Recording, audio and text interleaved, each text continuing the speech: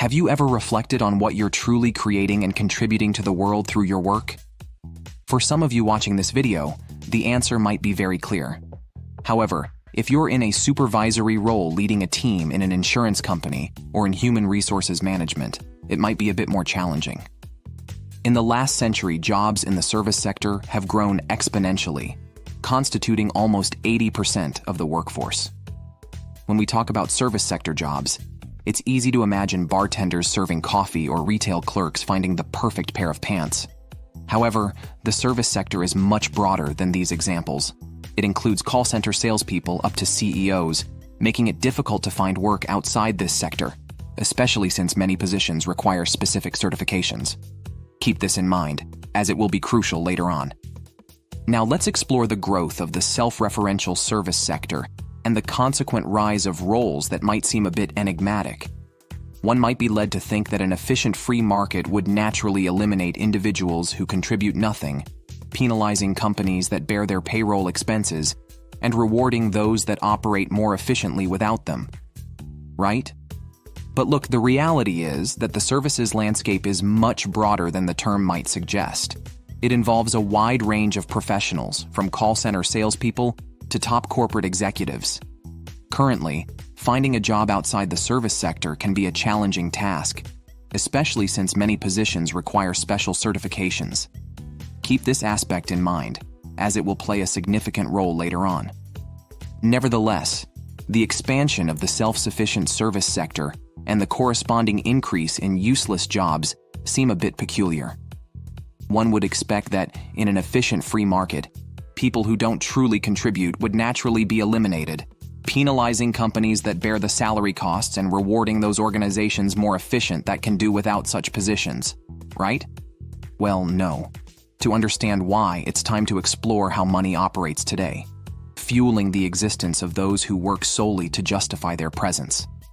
And before delving into this peculiarity of modern capitalism, we need to take a look at Soviet communism.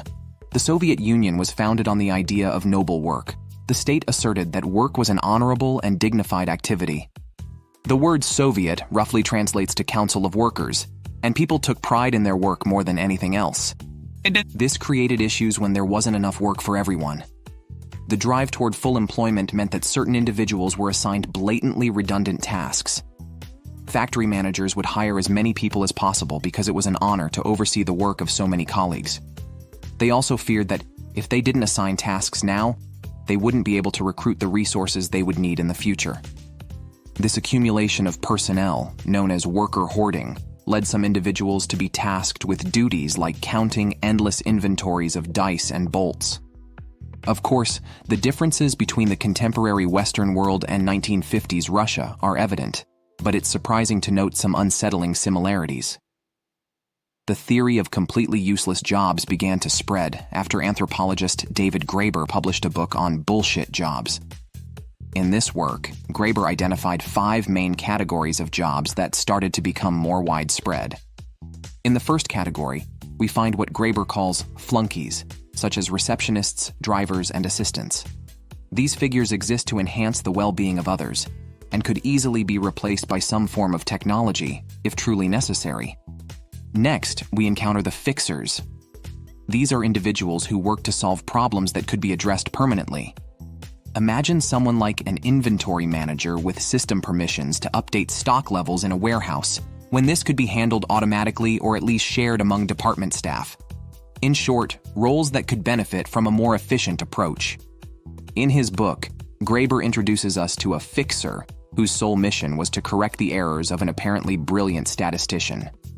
However, reality revealed that the stellar employee was anything but competent, and the fixer found himself battling bureaucracy to correct errors before they could cause irreparable damage.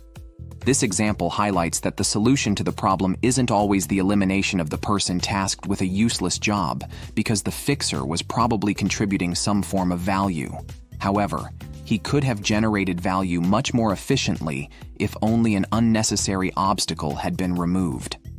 Unfortunately, the same consideration cannot be applied to the next category of bullshit jobs, the box tickers. box tickers represent an army of thoughtless individuals employed in large companies worldwide just to give these businesses an appearance of legitimacy in the eyes of other major companies.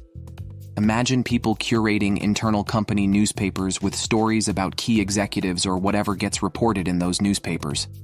No one really reads these publications, and that's precisely the point. But if a company gave up its internal newspaper or the holiday planning committee or the social committee, it would risk appearing less legitimate or serious to potential customers or investors. This creates a scenario where the company doesn't have a choice but to maintain these positions, even if they're useless in terms of providing tangible value. But Graeber doesn't stop there. The fourth category is duct tapers. These individuals serve to address problems created by others, usually through inefficient or broken systems. Consider, for instance, someone whose job is to fix errors caused by a malfunctioning piece of software instead of investing resources in developing a more robust system. This individual might be talented and useful, but the root cause of their job is the dysfunctional system they're constantly fixing. Finally, the fifth category is taskmasters. These are supervisors and managers who exist solely to assign work to others.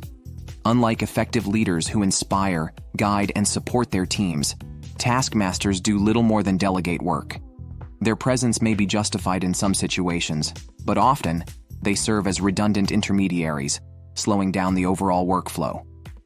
Now, let's get back to the Soviet Union. In the West, people are generally free to choose their professions, but certain industries seem to generate an increasing number of unnecessary positions. The concept of the bullshit job is not only prevalent in the private sector, it extends to government and public service as well. Graeber cites examples of government departments hiring people just to meet employment quotas or avoid budget cuts. These individuals end up with nothing meaningful to contribute and are placed in roles that lack purpose. So, why does this happen?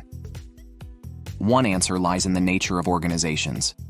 Companies and government agencies often prioritize the appearance of productivity over actual productivity. This focus on optics can lead to the creation and perpetuation of roles that exist solely for show. Additionally, there's a cultural belief that hard work is inherently virtuous. This ethic is deeply ingrained in many societies, leading to a societal bias toward full employment, regardless of the meaningfulness of the work.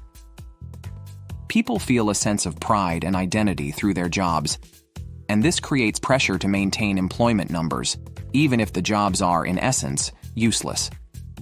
Now let's shift our focus to the role of money in all of this. In a capitalist system, money is a measure of value. It's a tool that allows for the exchange of goods and services. However, the modern financial system has introduced a level of abstraction that detaches money from its original purpose. Instead of directly representing value, money can now be created, manipulated, and used for various purposes, including maintaining the appearance of productivity. In a world where the financial system can generate money without a direct connection to real value, organizations can sustain seemingly unnecessary jobs. As long as money continues to flow, these jobs can persist, even if they don't contribute meaningfully to society. This phenomenon has been exacerbated by the shift from manufacturing-based economies to service-based economies. In a manufacturing economy, the connection between work and tangible output is more direct. You produce a physical good, and its value is evident. However, in a service economy, the value of work becomes more abstract, and it's easier for jobs to lose their connection to real value. Let's break this down a bit. In a manufacturing economy, if a company is producing widgets, it's easy to assess the value of each worker based on the number of widgets they produce. The link between labor and output is clear. However, in a service economy, the value of work is often measured in more intangible ways, such as customer satisfaction, brand perception, or even just the appearance of being busy. This shift has created a situation where jobs can exist without a clear and direct connection to the creation of tangible value. Instead, the focus is on maintaining the flow of money, even if it's divorced from the creation of real value. In this context, organizations can sustain jobs that don't contribute meaningfully to society as long as they don't disrupt the flow of money.